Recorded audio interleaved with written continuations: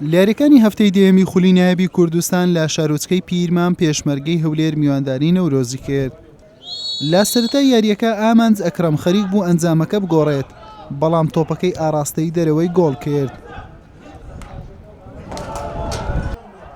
دواتر یارزانانی نەورۆز دڵەوی یاریەکەیان گرتە دەست و زۆر نزیک بوون لە گۆڵ، بەڵام نیوەی یەکەم بەبێ تۆمارکردنی گۆڵ بە کۆتا هات.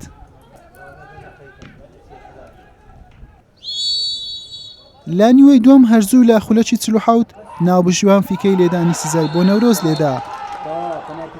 ئاراز مستەفا جێبەجێ کرد و گۆڵ یەکەمی بۆ نەورۆز تۆمار کرد، بەڵام ناوبژیوان بەهۆی هاتنە ناوەوەی یارزانان بۆ نێو هێڵی سزا ڕەتی کردەوە و لێدانەکە دووبارە کرایەوە.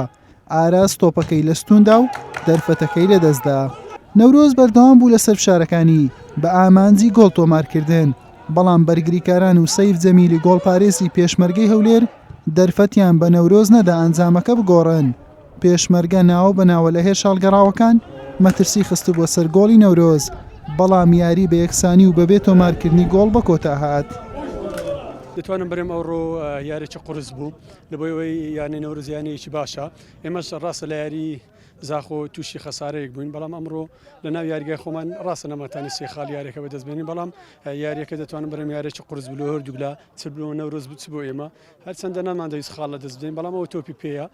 ئیشاڵڵا لە یاریەکانیدا بێ باشتر خۆمان ئامادە بکەین، ئەو کەم کوڕێمان هەیە چارەسەری بکەین.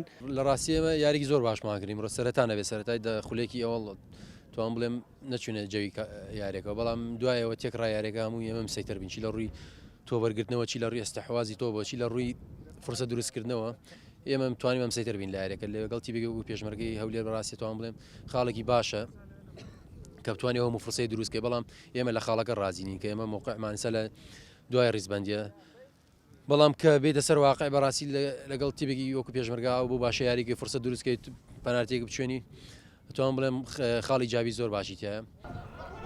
پێشمەرگەی هەولێر بووە خاوەنی 17 خاڵ لە خانەی دۆمی کۆمەڵەکەی دێت، نەورۆزیش بووە خاوەنی 12 خاڵ لە پلەی پێنجەمی هەمان کۆمەڵە دەبیندرێت. حوسێن محەممەد کەناڵی ئاسمانی پێیام پیرمام.